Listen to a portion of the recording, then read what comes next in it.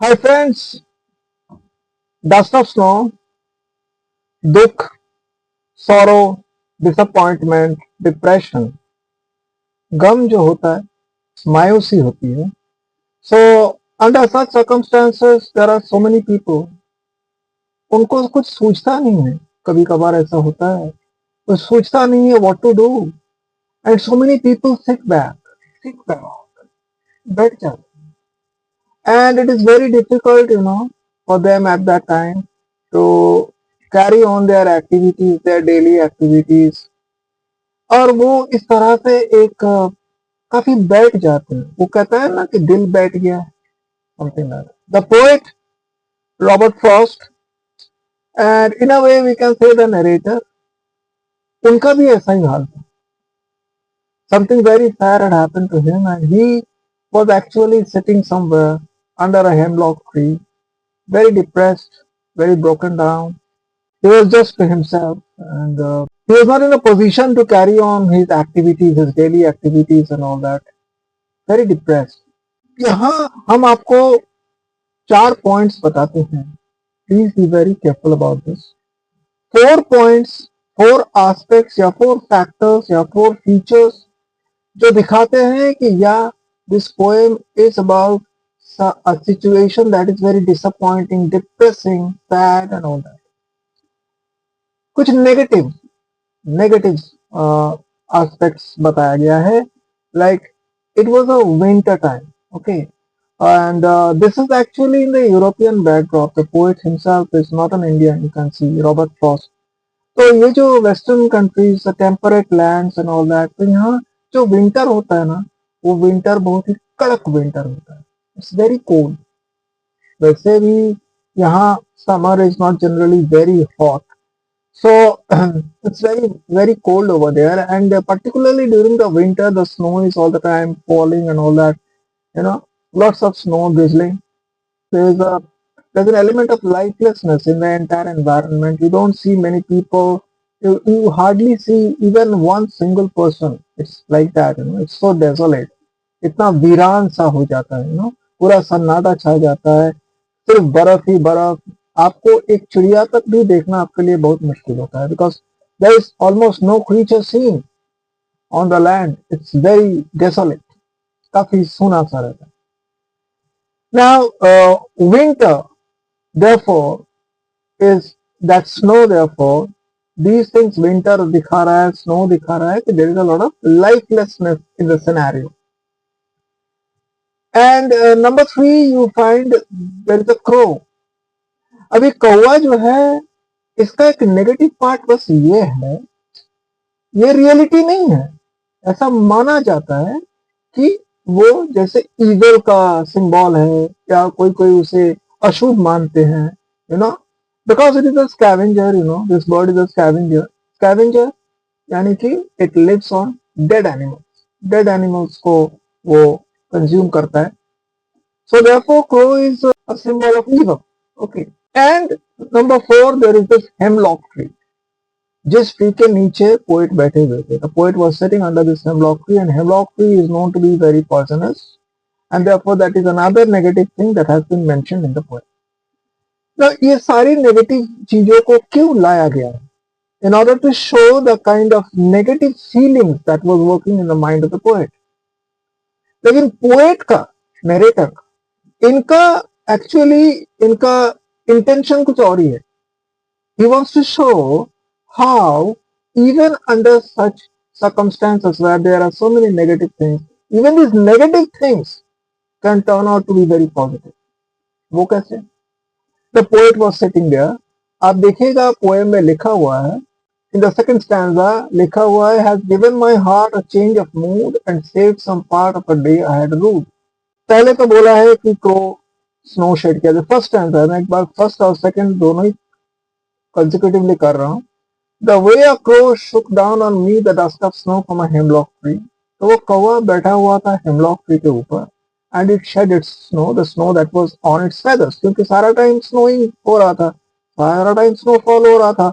So some snow had collected on its feathers, on its wings. So as soon as it shook itself, the snow from its wings fell down upon the guy who was, that is the poet or the narrator who was sitting under the hemlock tree. उनके ऊपर में जैसे ही snow गिरा तो उनका ये मानना है, has given my heart a change of mood and save some part of a day I rued. वो काफी सारा दिन का जो काफी हिस्सा है, a good part of the day has already been wasted by him. Why wasted by him? Because it went into wastage. उस उनको कुछ करने का नहीं था। He was so depressed that he was unable to carry on with his daily activities. तो एक तरह से उनका काफी समय ऑलरेडी जा चुका था, वेस्ट हो चुका था। But the remaining part of the day somehow got saved, क्योंकि जैसे ही बर्फ उन पे गिरा, the moment the snow fell on him, he was shaken by that. I mean suddenly the trance, उनका वो जो एक घेरे में थे ना, एक डिप्रेशन के घेरे में थे, we call it a trance, TRANCE, trance, a trance of sorrow, a trance of depression. तो उस ट्रांस से वो निकल गए।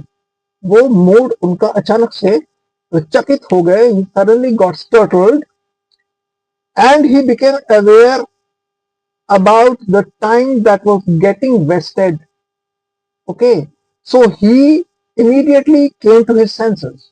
उनको समझ में आया कि नहीं, बाकी जो दिन है, the rest of the day must not be spoiled. He must not let it go just into wastage. So therefore, the moment the snow fell on him, this realization came into him that yes, he had already wasted a part of the day, so the remaining part of the day he could not leave, he cannot let it go.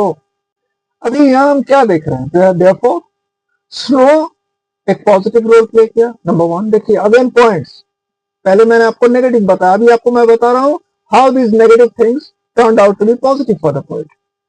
क्या हुआ कि snow helped him because as soon as it fell on him, it helped him to come back to his senses. The crow was instrumental in letting this thing happen. कौवा के जरिए ये हुआ, so the crow was instrumental. And we know crow is a very intelligent bird, probably one of the most intelligent birds in the world. So कौवा के जरिए the crow was instrumental practically in bringing the guy back to his senses, in letting him realize that he was not supposed to waste the remaining part of the day. And the hemlock tree, known to be so poisonous, it was under this tree only that the poet came to realize that yes, he should utilize the remaining part of the day. बाकी दिन का जो बाकी समय है उन्हें वो utilise करना पड़ेगा. He should make it very useful. कहाँ उनको ये realization कहाँ हुआ? Under the hemlock tree only. So these negative things turned out to be helpful for him. So see, and his mood changed. उन्होंने कहा his mood changed. Mood changed. वो थोड़ा jovial भी हो गए, थोड़ा लाइवली हो गए, थोड़ा उनका मतलब वो एनर्जी आ गया, या उनका वो अंदर में वो सेंस काम करने लगे. So naturally he was focused on this कि he should utilise the remaining part of the day. Now part of the day वहां जो लिखा हुआ in your poem, rued, RUED, इसका मतलब हुआ कि देखिए the day that I mean rue करने का मतलब है कि ऐसा कुछ कर देना ताकि आपको बाद में रिग्रेट हो, पश्चाताप हो, या फिर समथिंग दैट इज स्पॉइल्ड, जो किसी कारण से खराब हो गया हो. That is like getting rued, RUED. So the day was rude, and the half part of the day was rude, a part of the day was rude. So he wanted to make use of the remaining part of the day. Dust of Snow, Robert Frost, you know very well, is a very famous poet. ये मेरा ये कहने का जो है आवश्यकता उतना भी नहीं है, because you all know this very well. It's universally known, but definitely I have to say this. And within very few lines, very few words, two very short stanzas, the entire idea has been expressed explicitly. बहुत बढ़िया तरीके से. But इन पे questions आ सकते हैं. You may have to say things कि यहाँ पर क्या है, पोएम में क्या चीज किस तरह से बताया गया है. And for that, prepared a wonderful summary of the poem, summary which has been built up by me, composed by me, genuinely, originally. So you can really rely on that. और एक बार इसे आप देख लो, पढ़ लो, you will get a very clear picture of the content of the poem. कि poem में poet जो है वो कहना क्या चाहते हैं. Go through the summary. Summary को एक एक लाइन बारीकी से अच्छी तरह से समझिए. and that will definitely help you to get a comprehensive idea on the point. Summary is before you, आप समरी देख रहे हैं डस्ट ऑफ स्नो, और आपके साथ मैं ये थोड़ा सा एक बार रीड कर देता हूँ in case there are some important lines which need to be explained. Let me see how it goes with you. चलिए रीड करते हैं, आप भी मेरे साथ कीजिए. Life as experienced by most of the people is a journey that entails a huge range of incidents and events. Entails करने का मतलब है you include in it, वो अंदर included हो जाता है. Often evolving realizations of various sorts. तो कई घटनाएं होते हैं जिनसे हमको realization होती है. Different तरीके का realization होता है, various sorts of realization. The joy and sorrow may be characterized by their wanton presence or absence. Wanton यानी कि कभी है कभी नहीं है, इट्स लाइक दैट. कभी है कभी प्रेजेंट है कभी एब्सेंट है, उसका कोई ठीक ठिकाना नहीं रहता. They occur alternately, sometimes even with the predominance of one over the other. कभी किसी एक का ज्यादा उसमें हम देखते हैं कि ज्यादा क्वांटिटी रहता है, कभी जॉय ज्यादा क्वांटिटी में रह जाता है, तो कभी सॉरो ज्यादा चढ़ के बोलता है, ऐसा होता है. ओके, फिर हम क्या लिखते हैं, एट टाइम्स ऑफ डिफीट और मेलानकोली यानी कि सैडनेस, सॉरो, डिप्रेशन जो भी बोलिए, एट टाइम्स ऑफ डिफीट और मेलानकोली, और व्हेन वन फील्स डिजेक्टेड और डिसअपॉइंटेड, दिल जब बैठ जाता है, ऐसा कुछ होता है, डिजेक्टेड और disappointed deeply, there comes a moment of resignation or a temporary weakness in continuing the journey with sufficient enterprise. Resignation, हाँ हाल छोड़ दो, चलो यार नहीं करेंगे, ऐसा होता है. और sufficient enterprise यानी कि उद्योग, काम करने का जो उद्योग वो नहीं रहता है. एंटरप्राइज की मीनिंग, डिक्शनरी मीनिंग इज उद्योग. अब उसके बाद क्या, even in case of the poet there is a moment of hopelessness and pessimism, यानी कि अगेन होपलेसनेस का एक बेटर टर्म मैंने दिया, और डिस्पेयर यानी कि हताश हो जाना, and that puts him down, driving him rather into a trance of sorrow. Trance मैंने आपको बताया था एक्सप्लेनेशन के समय में, kind of a mood जो आपको घेर लेता है. Trance of sorrow wherein he sees total futility in moving further ahead in life's activities. उनको आगे जाने में फ्यूटाइल लग रहा है, बेकार लग रहा है, यूजलेस लग रहा है, कि there is a dearth of liveliness in the entire scenario that depicts a state of mind. liveliness की कमी है, there is a lack of liveliness, with some poetic elements which are exactly symbolic. अब क्या क्या symbolic? The crow, a scavenger, croaks with harshness as against a bird that is expected to utter a melodious voice. Melodious voice तो उसका नहीं है, हम उसे कहते हैं crass cacophony kind of a thing. It's very cranky type of voice, so बहुत कहाँ करके कैसे चिल्लाता है, ये type of. Snow symbolizes lifelessness and desolation. सन्नाटा मैंने आपको पहले भी बताया. And some amount of hardness too, कठिनता, hardness, snow में वो होता है. The hemlock tree is known to be a poisonous one. These have sufficiently depicted the poet's mental condition that seemed far from revival. लग रहा था कि poet अब उस मोमेंट से जैसे निकल नहीं पाएगा. फिर क्या होता है? It was quite by chance that the poet was awakened to a sense of realization on being distracted by some amount of snow that was shaken down on him by the crow sitting above on the branch of the hemlock tree. Crow ने वो बर्फ झाड़ के गिराया अपना बदन से. The poet understood that he had somehow been getting derailed due to the brunt of melancholy. Brunt of melancholy यानी कि बोझ, brunt मतलब बोझ, burden of melancholy that had taken the better of him. तो melancholy उस पे हावी हो गया, उसको हम कहते हैं taking the better of. So that's a phrase like, okay, that had taken the better of. In phrases को यूज कीजिए, इंग्लिश में आपका फ्लेवर आएगा, पक्का आएगा. Okay, so he responded to his need to resume his mainstream activities of life instead of wasting the remaining part of the day. जो मैंने आपको बताया. Nature teaches or at least helps, यहाँ पर प्रिंटिंग मिस्टेक हुआ है, ये HELPS helps होगा, देख लेना. Nature teaches or at least it helps to learn through various incidents and events. Even the poet was reminded of his duties and responsibilities by a fall of snow. Fall of snow माने जरा सा snow जो होता है, fall of snow. PALL, useful word, आप use कर सकते हैं. It is important that one does not forget one's duties and responsibilities with an attitude of giving up in life. कभी भी हाल छोड़ना नहीं चाहिए, यह बताता है. As it is necessary for every sensible human being to value time. समय का वैल्यू भी देना चाहिए, इज्जत करना चाहिए.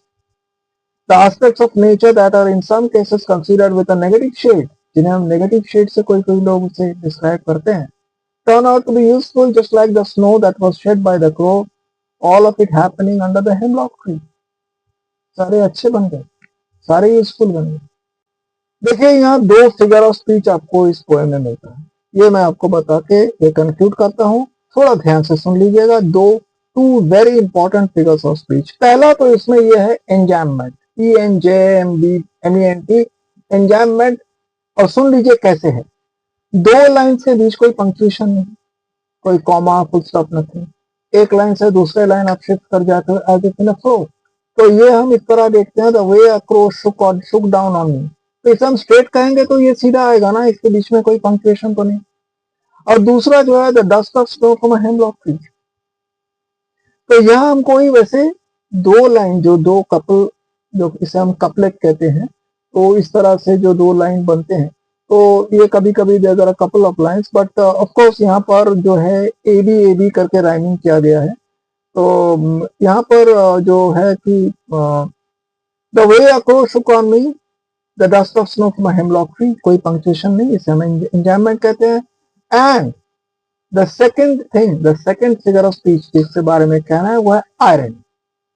आयरनी बहुत विविड है, बहुत क्लियर है, क्योंकि जिन चीजों को अशुभ माना गया है, कई लोगों ने जिनको सिंबॉलिकली इविल माने हैं या नॉट सो गुड, किसी को पॉइजनस बता दिया गया, किसी को मतलब अशुभ बता दिया गया, उन्हीं चीजों का हम देखते हैं कि काफी एक यूजफुल इमेज हमको देखने को मिलता है। क्रो हेल्प करता है, डस्ट ऑफ स्नो जो है वो हेल्प करता है, the hemlock tree is the tree under which the poet realized yeah, he needs to make use of the day. So these turn out to be good for him, isn't it? So यही irony है कि things which are known to so many people to be bad or evil in some way or the other could turn out to be so useful. बस support and subscribe. Thank you. Bye bye.